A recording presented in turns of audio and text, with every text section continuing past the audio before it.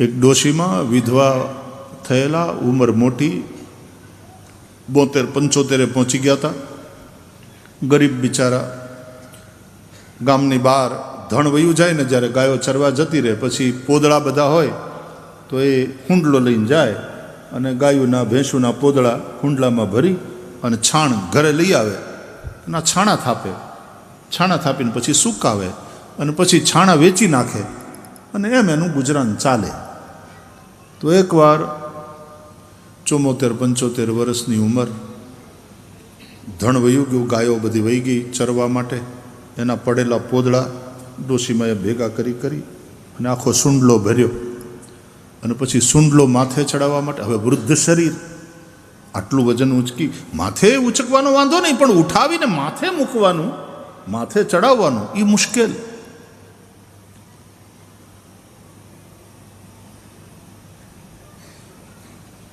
કંટાળી ગયા બિચારા કે આ કંઈ જિંદગી છે, આ ઉંમરે મારે આટલા ઢહરડા કરવા પડે, મોતે નથી આવતું, જમ આવે ને લઈ જાય ને તોય હવે છૂટીએ. ત્યાં તો જમરાજા આવ્યા, મૃત્યુ આવ્યું. બોલો માં, શું હુકમ? એ કે બેટા તું કોણ? કે હું મૃત્યુ. તમે કીધું ને મૃત્યુ નથી આવતું, લ્યો હું હાજર છું, હુકમ કરો. એમ તું મૃત્યુ છે? બોલે હા માં, ફરિયાદ છે ને, હું હાજર છું, બોલો હુકમ કરો. તો બેટા હુંડલો ચડાયો, જરા મદદ કર, નથી મરવું. જે હુંડલાથી કંટાળીને મોતે નથી આવતું આવી ફરિયાદ કરતા હતા, પણ જો મોત આવે ને તો મોતને હાથે પોતાની માથે હુંડલો ચડાવવાની તૈયારી છે, પણ મરવાની તૈયારી નથી. મૃત્યુ કષ્ટપ્રદ અનુભવ, દુઃખપ્રદ અનુભવ. કોને કોને?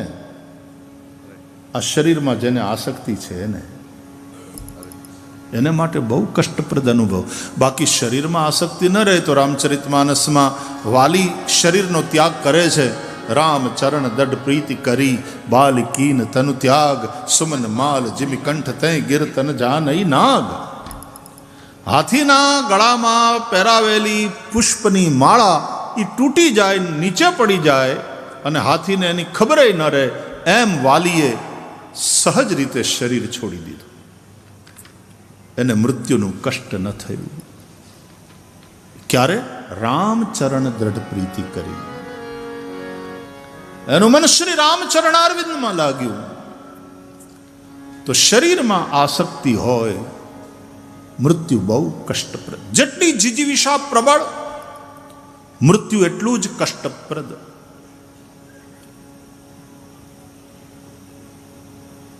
નાનકડા બાળકને પણ આમ ઉછાળો ને તો એકવાર ડરી જાય છે. મૃત્યુ શું એની એને ખબર નથી, પણ ડરી જાય છે. હું પડીશ તો, જઈશ તો. એક મકોડો આમ ભાગતો જતો હોય ને ત્યાં આમ ખાલી આટલું કરો, દિશા બદલીને ભાગવા માંડશે કે ડેન્જર છે, આ કંઈક ખતરો છે, આ બાજુ જાવું, ખતરે से ખાલી નહીં, વાપસ લौट जाएगा. મૃત્યુનો ડર બધાને લાગે છે, મરવાની ઈચ્છા નથી થતી. મૃત્યુ કષ્ટપ્રદ અનુભવ. તો સૌથી મોટા બે દુઃખ, એક જન્મવાનું અને બીજું મરવાનું. એટલે બુદ્ધિઝમમાં જન્મને દુઃખરૂપ માન્યો, મૃત્યુને પણ દુઃખરૂપ, બુઢાપાને દુઃખરૂપ, દારિદ્ર્યને દુઃખરૂપ, વૃદ્ધાવસ્થાને દુઃખરૂપ. અને આ બધા દુઃખથી છૂટવા માટે પછી નિર્વાણ માટે થઈને ભગવાન બુદ્ધે માર્ગ બતાવ્યો. સર્વમ દુઃખમયમ. વ્યાસ ભગવાન પણ લખે છે, અસાર સંસાર, અસાર ખલુ સંસાર દુઃખરૂપી વિમોહક. દુઃખરૂપ છે સંસાર, દુઃખરૂપ છે.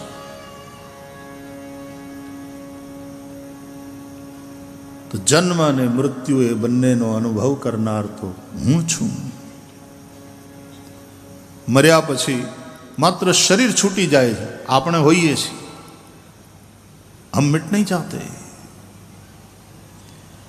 अज्ञान है तो आगे वाली यात्रा होगी, अति पापी है तो प्रेत योनि में जाएगा, अज्ञानी है तो जन्म मृत्यु के चक्कर में भटकता रहेगा, और ज्ञानी है तो जिस तरह महासागर में बिंदु मिल जाता है उसी तरह परब्रह्म में लीन हो जाएगा।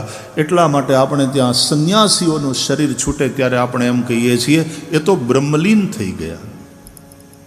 સંસારીનું મૃત્યુ થાય તો પછી એના આગળ લગાડવામાં આવે સ્વર્ગસ્થ, સ્વર્ગસ્થ. કર્મ માર્ગી છે ને હારા કર્મ કર્યા હોય તો સ્વર્ગસ્થ, નહીં તો પાછું નરકસ્થ હોઈ શકે. સ્વર્ગ નરક જે ગતિ થઈ હોય પાપ અને પુણ્યના કર્મ અનુસાર. પણ જ્ઞાની છે એ બ્રહ્મલીન, અને ભક્ત હોય તો કૈલાસવાસી, ગોલોકવાસી એવું એની આગળ લાગે. અંગ્રેજીમાં જેમ લેટ લગાડવામાં આવે ને, જે ગુજરી ગયા હોય એના નામની આગળ, આપણે સ્વર્ગીય અથવા તો ગોલોકવાસી, ગોલોવા. જીવતા હોય તો રાજમાન રાજેશ્રી, વિરાજમાન છે, રાજતે વિરાજતે, બેઠા છે, હજી જીવે છે. પણ કોઈ સાધુ પુરુષ એનું શરીર, આપણે એવા સરસ શબ્દો છે આ ધર્મ ક્ષેત્રના, એમનું શરીર શાંત થઈ ગયું એમ કહીએ. એ મરી ગયા એમ નહીં, એમનું શરીર શાંત થઈ ગયું. પંખો ચાલતો હોય ને તો જ્યાં સુધી સ્વિચ ઓન છે અને ઇલેક્ટ્રિસિટી પાવર એ કરંટ વહે છે ત્યાં સુધી પંખો ફરતો રહે. કાં તો લાઇટ જતી રહે, અથવા તો તમે સ્વિચ ઓફ કરો. સ્વિચ ઓફ કર્યા પછી પણ થોડી વાર પંખો ફરે, પછી ધીમે ધીમે ધીમે શાંત થઈ જાય. એમ પ્રાણ શરીર છોડીને જતા રહે ને એ પછી પણ શરીરના અમુક ઓર્ગન્સ અમુક મિનિટો સુધી જીવતા હોય છે. એટલે અમુક મિનિટોમાં જો આંખ કાઢી લેવામાં આવે તો એનું પ્રત્યારોપણ કોઈ બીજાની અંદર થઈ શકે, કિડનીનું પ્રત્યારોપણ કોઈ બીજાની અંદર થઈ શકે, તમારા ઓર્ગન્સનું પ્રત્યારોપણ કોઈ બીજાને. અને આવું થાય છે, આપણે છાપામાં વાંચીએ છીએ કે ફલાણી જગ્યાએ એક્સિડન્ટમાં આનું મૃત્યુ થયું અને એમના સંબંધીઓએ નક્કી કર્યું ઓર્ગન્સનું દાન કરવાનું, તો એમાંથી 7 માણસોને કે 5 માણસોને નવું જીવન મળ્યું.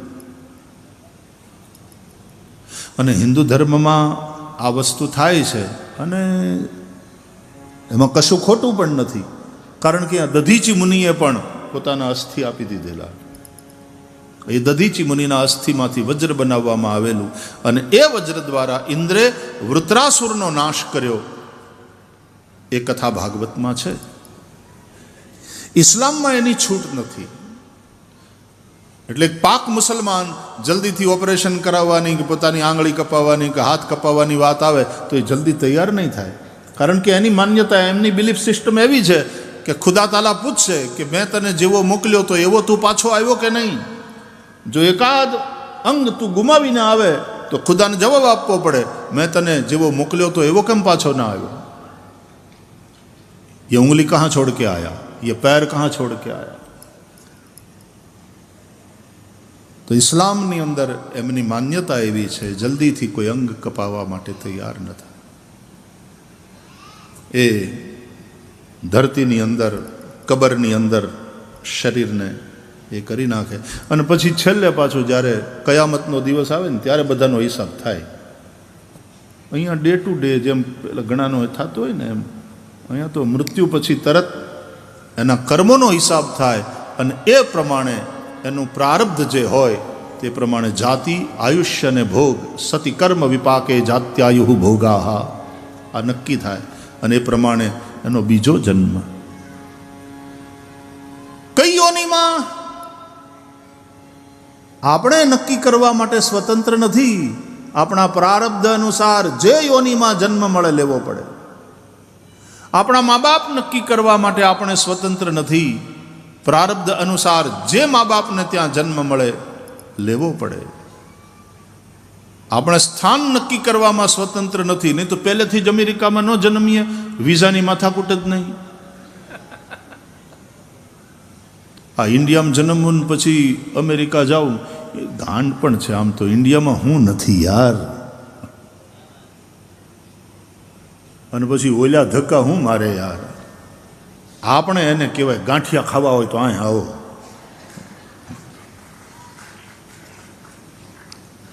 આપણે ઓલા કહે ને કે એક સમય કદાચ એવો આવે, કદાચ આવી શકે. આમ તો આપણા હાસ્ય કલાકારો વિનોદમાં એમ કહેતા હોય છે કે એક સમય એવો આવશે કે ગોરિયાઓ છકડો રિક્ષા હાંકતા હશે. ગોડરા ગોડરા 10 રૂપીસ કમ ગોડરા એવું બોલતા બોલતા બોલાવતા હશે બધા.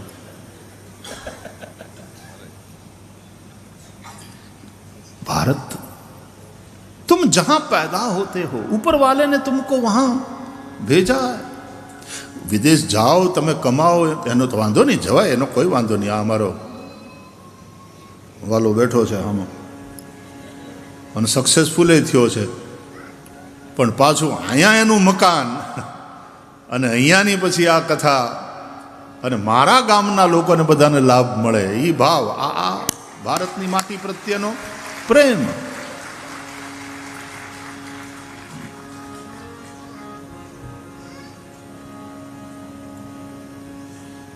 એ તું અંકુર જ રહેવાનું ભાઈ હંમેશા. અંકુર.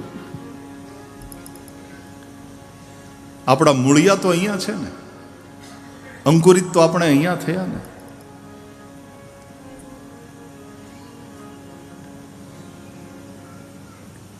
તો કઈ જગ્યાએ કયા મા બાપથી કઈ યોનિમાં જન્મ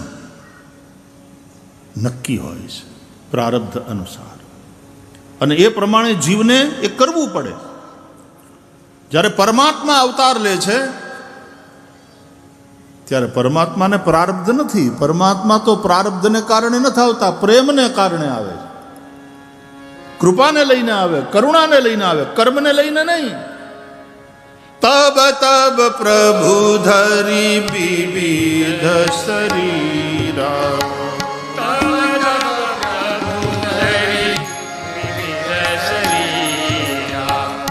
હરહિ કૃપા નિધિ સજ્જન પીરા.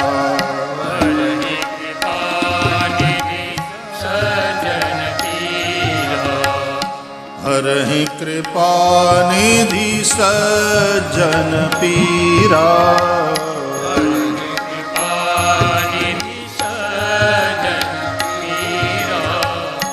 जब जब हो ही धर्म के हानि,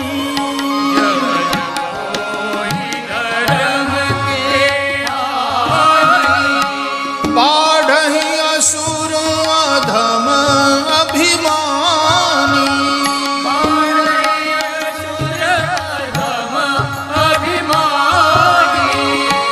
करहि अनीति जाई नहीं बरनी.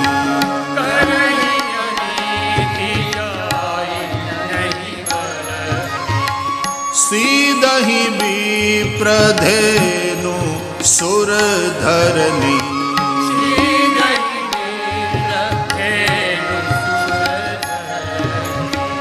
तब तब प्रभु धरी विविध शरीरा.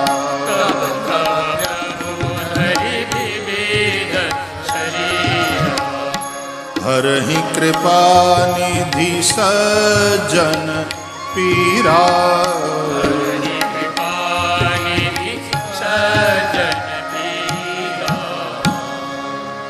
ભગવાન તો કરુણાવશ આવે છે, કૃપાને કારણે આવે છે, અને કર્મનું બંધન નથી. અને જીવને તો એના પ્રારબ્ધ અનુસાર જે શરીર મળે એ લેવું જ પડે. ભગવાને આપણને પૂછ્યું હતું આપણે જન્મ્યા એ પહેલા, were we given choice? Which body would you like to have? A female body or a male body? આપણને પૂછ્યું હતું ભગવાને કયું શરીર જોઈએ, સ્ત્રી બનવું કે પુરુષ બનવું? ઘણી બહેનો કંટાળે ને પુરુષોથી, પછી એમ કે હે ભગવાન, આવતો અવતાર હવે પછીનો અવતાર અમને સ્ત્રીનો ન મળે. અને ભગવાન તમને સ્ત્રી બનાવે, તમને ખબર પડે કેવી તકલીફ છે. પણ આપણને પૂછવામાં આવ્યું હતું કે કયું શરીર જોઈએ છે, કયા મા બાપને ત્યાં? તો ગરીબ મા બાપને ત્યાં કોઈ જન્મે શું કામ? બધા કરોડપતિને ત્યાં જન્મે ને.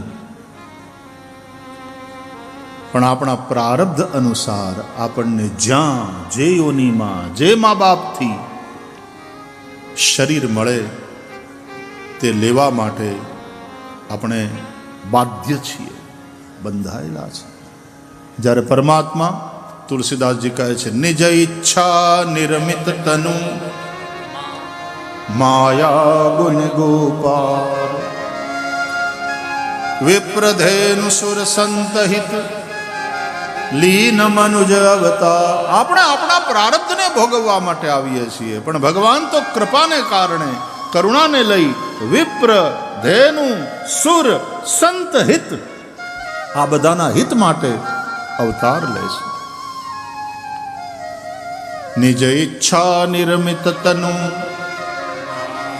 પોતાની ઈચ્છાથી પોતે શરીર બનાવે, પોતે પ્રગટ થાય. નિજ ઈચ્છા નિર્મિત તનુ.